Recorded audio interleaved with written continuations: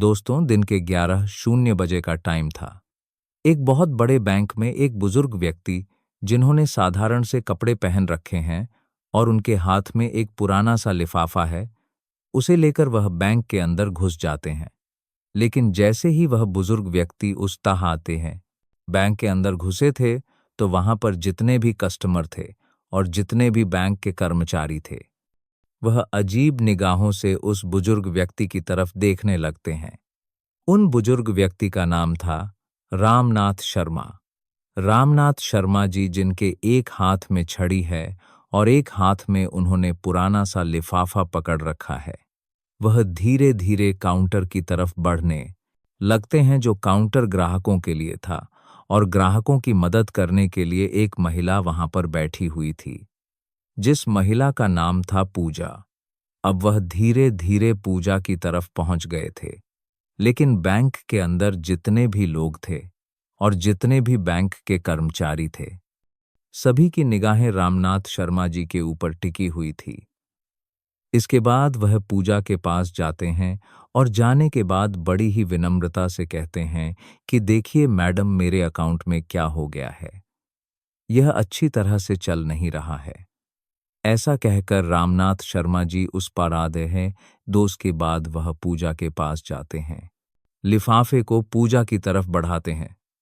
लेकिन पूजा रामनाथ शर्मा जी के कपड़ों को देखकर उन्हें जज करती है और कहती है कि बाबा, क्या आप गलत बैंक में तो नहीं आ गए? मुझे लगता है कि आपका खाता इस बैंक में नहीं होगा। लेकिन तभी जो रामनाथ शर्मा जी होते हैं, बड़े ही सहजता से कह देते हैं कि बेटी, एक बार तुम देख तो लो, शायद हो सकता है मेरा खाता इसी बैंक में हो। उसके बाद पूजा लिफाफा रखते हुए उनसे कह देती है कि बाबा, इसमें थोड़ा सा टाइम लगेगा और आपको थोड़ी देर तक वेट करना होगा।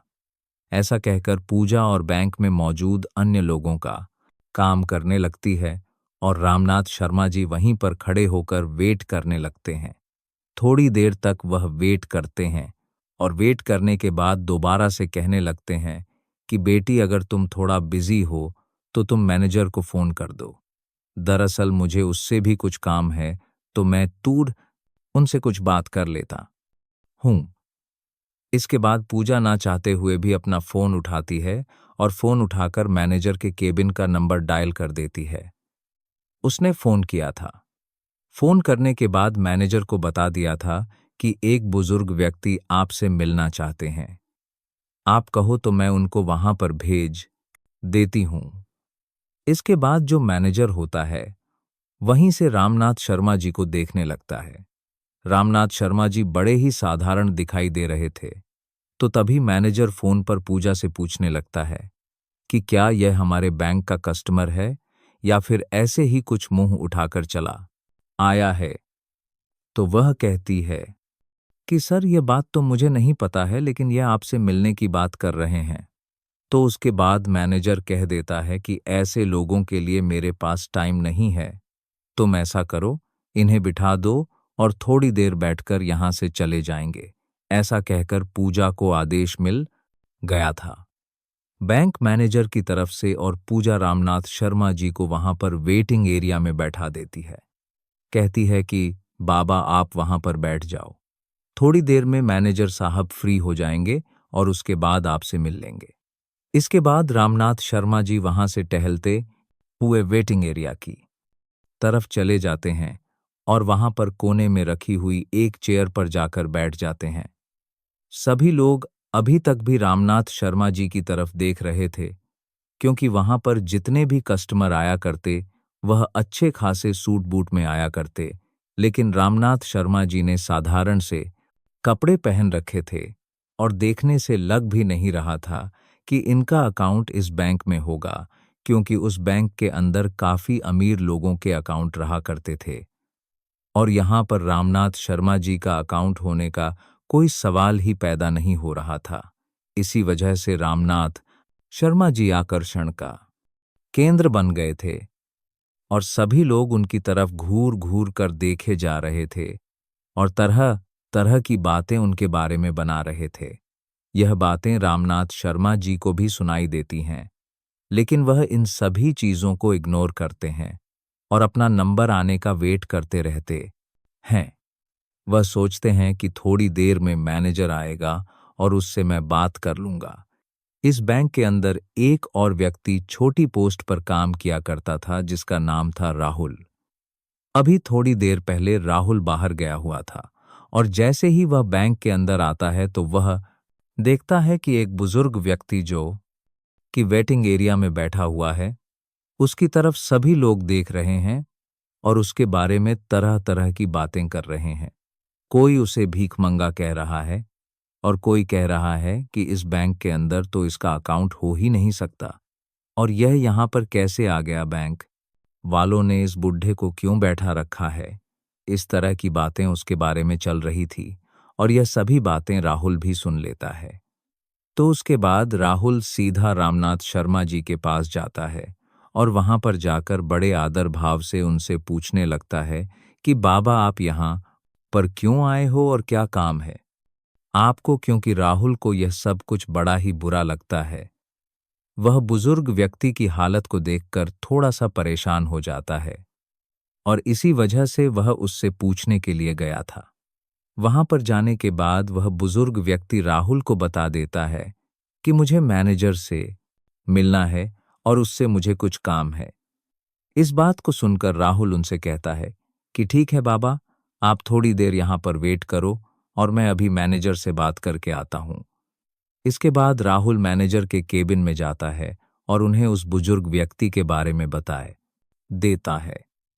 लेकिन मैनेजर पहले से ही उस बुजुर्ग व्यक्ति के बारे में जानता था और कहने लगता है कि पता है मुझे, मैंने ही उसे वहां पर बिठा रखा है। थोड़ी देर वहां पर बैठेगा और बैठने के बाद वहां से चला जाएगा। इसके बाद मैनेजर राहुल को और कोई काम बता देता है और कहता है कि तुम अपना काम कर लो और तुम्हें इस चीज से कोई भी मतलब नहीं है। अब राहुल दूसरे काम में लग जाता है और धीरे धीरे उस बुजुर्ग व्यक्ति को वहां पर बैठे हुए लगभग 1 घंटा हो गया था। 1 घंटे तक बुजुर्ग व्यक्ति अपना धैर्य रखता है, लेकिन उसके बाद उसे यह बात सहन नहीं होती। वह खड़ा होता है और खड़ा होने के बाद मैनेजर के केबिन की तरफ बढ़ने लगता है। अब जैसे ही वह मैनेजर के केबिन की तरफ बढ़ता है तो मैनेजर देखता है कि वह बुजुर्ग व्यक्ति उसके पास ही आ रहा है। तो वह फौरन से अपने केबिन से बाहर निकलता है और निकलने के बाद उस बुजुर्ग व्यक्ति के सामने खड़ा हो जाता है और थिरकते हुए पूछने लगता है कि हाँ बाबा बताइए आपको क्या काम है। तो रामनाथ शर्मा जी अपना लिफाफा आगे की तरफ बढ़ाते हुए कहने लगते हैं कि बेटा यह देखो, मेरा बैंक अकाउंट की डिटेल इसके अंदर है और मेरे बैंक अकाउंट की डिटेल इसके अंदर है। बैंक अकाउंट से कोई भी लेन देन नहीं हो पा रही है। आप देखकर यह बताइए कि इसमें क्या दिक्कत है। अब इस बात को सुनकर मैनेजर थोड़ी देर तक सोच विचार करता है और सोच विचार करने के बाद कह देता है कि बाबा जब किसी बैंक अकाउंट में पैसे नहीं रहा करते तो ऐसा ही हो जाता है। मेरे बैंक ख्याल से आपने भी अपने अकाउंट में पैसे जमा नहीं करवाए होंगे और इसी वजह से आपके अकाउंट की लेन देन रोक दी गई है।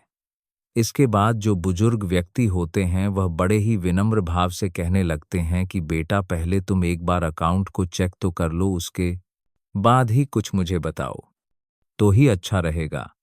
इस तरह से तुम कैसे बता सकते हो। तो मैनेजर हंसने लगता है और हंसते हुए कह देता है कि बाबा यह सालों का एक्सपीरियंस है और सालों से मैंने यही काम किया है। आप जैसे लोगों की शक्ल को देखकर मैं बता देता हूं कि कौन व्यक्ति किस तरह का है, किसने अपने अकाउंट में कितना पैसा जमा किया होगा। तो आपके अकाउंट में तो मुझे कुछ भी दिखाई नहीं दे रहा और मैं चाहता हूं कि अब आप यहां से चले जाओ। सभी कस्टमर आपकी तरफ देख रहे हैं और बैंक के अंदर एक अलग तरह का माहौल क्रिएट हो रहा है। इसके बाद रामनाथ शर्मा जी उस लिफाफे को उसकी टेबल पर रखते हैं और कहते हैं कि ठीक ठीक है बेटा, मैं तो चला जाऊंगा, लेकिन तुम इस लिफाफे में जो भी डिटेल लिखी हुई है उनको एक बार जरूर से देख लेना। ऐसा कहकर रामनाथ शर्मा जी वहां से जाने लगते हैं और जाते जाते जैसे ही वह गेट पर पहुंचते हैं तो फौरन मुड़कर कहते हैं कि बेटा तुम्हें यह सब कुछ करने का बहुत बुरा नतीजा भुगतना पड़ेगा। ऐसा कहकर रामनाथ शर्मा जी वहां से बैंक के मेन गेट से बाहर निकल गए थे और टहलते टहलते वहां से चले जाते हैं। इसके बाद जब मैनेजर को यह बात सुनाई देती है कि तुम्हें बहुत कुछ भुगतना पड़ेगा, तो थोड़ा सा तो उसे लगता है, लेकिन फिर वह सोचता है कि बुढ़ापे में ऐसे ही कह दिया होगा, कोई भी कैसी भी दिक्कत नहीं है। मैनेजर अपने काम धंधे को करने के लिए चला जाता है। इधर टेबल पर वह लिफाफा पड़ा हुआ था, जिस लिफाफे के अंदर बुजुर्ग व्यक्ति के बैंक अकाउंट की डिटेल थी। इसके बाद जो राहुल होता है वहां से उस लिफाफे को उठा लेता है और अपने कंप्यूटर के सर्वर में लॉग इन करके उस लिफाफे के अंदर दी गई जानकारी के हिसाब से ढूंढने लगता है। ढूंढने के बाद जब पुराना रिकॉर्ड खंगाला जाता है तो उसे पता चलता है कि यह जो व्यक्ति यहां पर आया था, यह इस बैंक का एक तरह से मालिक ही है, क्योंकि इस बैंक के 60% शेयर इसके पास ही है। अब इस बात को सुनकर वह बड़ा ही हैरान होता है और भी अच्छी तरह से उस डिटेल को पढ़ने लगता है। तो डिटेल को पढ़ने के बाद वह पूरी तरह से कंफर्म हो जाता है कि यह इस बैंक के मालिक ही हैं। इसके बाद राहुल उस रिपोर्ट की कॉपी निकालता है और कॉपी निकालकर बैंक मैनेजर के पास जाने लगता है। बैंक मैनेजर जो अपने केबिन में किसी अमीर कस्टमर से बात कर रहे थे और उन्हें तरह तरह की स्कीमें बता रहे थे। इसके बाद राहुल नॉक करता है और नॉक करने के बाद केबिन के अंदर आने लगता है। बैंक मैनेजर उसे इशारा करता है और इशारे से पूछने लगता है कि किस लिए तुम यहां पर आए हो। उसके बाद जो राहुल होता है वह इशारों से ही बता देता है कि यह एक रिपोर्ट है जो उस व्यक्ति की है जो वहां पर आया था और आपने उसे ऐसे ही यहां से भेज दिया। आप एक बार इस पर नजर डाल लेंगे तो अच्छा रहेगा। ऐसा कहकर राहुल ने वह रिपोर्ट मैनेजर साहब की टेबल पर रख दी थी। लेकिन तभी जो मैनेजर साहब होते हैं अपने उस मैनेजर साहब हेगा क्लाइंट से थोड़ी देर के लिए एक्सक्यूज लेते हैं और कहते हैं कि देखो भाई राहुल, हमारे पास ऐसे वैसे लोगों के लिए टाइम नहीं है। इसके बाद राहुल बड़े आदर भाव से मैनेजर साहब से कहने लगता है कि अगर आप इसको एक बार देख ले तो बड़ा ही अच्छा रहेगा। तभी जो मैनेजर होता है वह फाइल को सरकाते हुए कहता है कि मुझे इसको नहीं देखना और मुझे ऐसे कस्टमर में कोई भी दिलचस्पी नहीं है। ऐसा कहकर उसने रिपोर्ट को राहुल की तरफ बढ़ा दिया था और राहुल उस रिपोर्ट को वहां से लेकर अपने काम धंधे में लग जाता है।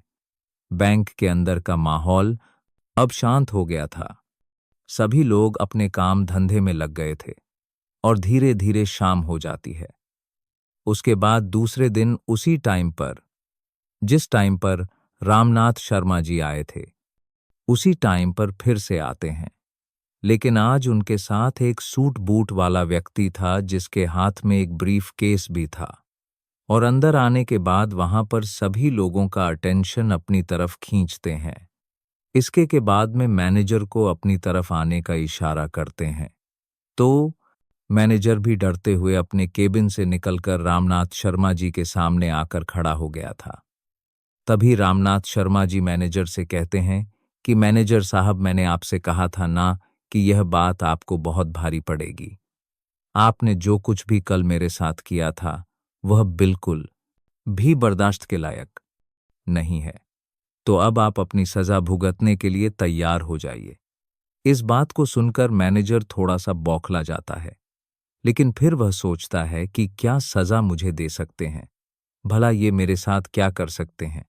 उसके बाद रामनाथ शर्मा जी कहते हैं कि तुम्हें मैनेजर के पद से हटाया जा रहा है और तुम्हारी जगह इस बैंक में काम करने वाले राहुल को मैनेजर बनाया जा रहा है और तुम्हें फील्ड का काम देखना होगा।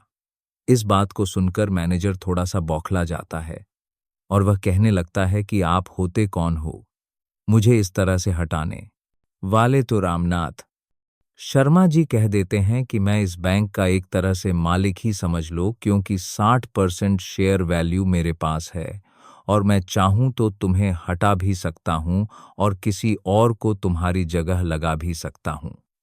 यह बात सुनकर बैंक के अंदर जितने भी कर्मचारी थे और जो कुछ कस्टमर कल भी इस बैंक के अंदर आए थे, और आज भी आए थे, वह सभी लोग एकदम से हैरान हो जाते हैं और रामनाथ शर्मा जी की तरफ फटी की फटी रह गई निगाहों से देखने लगते हैं।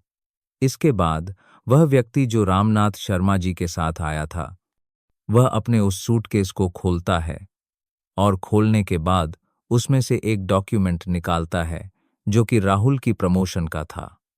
उसे एक बैंक मैनेजर बना दिया गया था। इसके बाद में दूसरा लेटर निकालता है जिसको बैंक मैनेजर को दे देता है और कहता है कि अगर तुम्हें फील्ड में ड्यूटी करनी है तो तुम बेशक से कर लो, लेकिन मैनेजर बनकर तुम इस बैंक में नहीं रह सकते। यह बात सुनकर मैनेजर के पसीने छूटने लगते हैं और वह अपनी कल की गलती के लिए बुजुर्ग व्यक्ति से माफी मांगने लगता है। लेकिन तभी जो रामनाथ शर्मा जी होते हैं, वह उसे उठाते हैं और कहते हैं कि माफी किस बात की मांग रहे हो और मैं किस वजह से तुम्हें माफ कर दूं। तुमने मेरे साथ जो व्यवहार किया था वह हमारे इस बैंक की पॉलिसी के खिलाफ है। क्या तुमने कभी भी इस बैंक की पॉलिसी नहीं पढ़ी? यहां पर गरीब और अमीर में कोई भी फर्क नहीं किया जाएगा। सभी के साथ सामान्य व्यवहार किया जाएगा और कोई भी बैंक का स्टाफ ऐसा करता है तो उसके खिलाफ कड़ी से कड़ी कार्रवाई की जाएगी। तो रामनाथ शर्मा जी कहते हैं कि वह तो मैं तुम पर रहम कर रहा हूं कि तुम्हें काम करने योग्य छोड़ रहा हूं, वरना मैं चाहूं तो तुझे यहां से हटा भी सकता हूं। जो तुमने मेरे साथ किया है वह बिल्कुल भी किसी के साथ नहीं होना चाहिए। तुम्हारे बैंक में काम करने वाला राहुल, जिसके हाथ में कुछ भी नहीं था, लेकिन फिर भी उसने मुझसे आकर पूछा और मेरे लिए कुछ करना चाहा, तो इस पोस्ट के लिए वह असली हकदार है। ऐसा कहकर रामनाथ शर्मा जी पूजा को बुलाते हैं और पूजा को भी इस बात के बारे में फटकार लगाते हैं। इसके बाद पूजा हाथ जोड़ने लगती है और उनसे माफी मांगने लगती है। कहती है कि बाबूजी मुझे माफ कर दो, मुझसे बहुत बड़ी गलती हो गई और आगे से आपको ऐसा कुछ भी देखने को नहीं मिलेगा। इसके बाबूजी मुझे माफ कर दो। बाद रामनाथ शर्मा जी वहां से उस व्यक्ति के साथ वापस जाने लगते हैं और सभी लोगों से कहकर गए थे कि राहुल से बहुत कुछ तुम्हें सीखने की जरूरत है और इससे जितना हो सके उतना सीख लीजिए। कि ऐसा कहकर रामनाथ शर्मा वहां से चले गए थे और बैंक का पूरा स्टाफ इस बारे में बात करने लगता है और सोचता है कि अब अच्छी तरह से काम करना होगा, कहीं अगली बार उनका नंबर ना आ जाए। इस बात को सोचकर पूरा बैंक सुधर जाता है और सभी लोग अच्छी तरह से उस बैंक के अंदर काम करने लगते। दोस्तों, आप सब यह कहानी कहां से सुन रहे हैं कमेंट में जरूर बताइएगा। आपको आज की यह कहानी कैसी लगी? ईश्वर से प्रार्थना है कि आप सब जहां भी रहें हमेशा सुरक्षित और खुश रहें। अगर आपके पास भी कोई ऐसी ही दिलचस्प या प्रेरणादायक कहानी है तो उसे हमारे साथ कमेंट्स में जरूर साझा करें ताकि हम सब उसे पढ़ सकें और एक दूसरे से कुछ सीख सकें।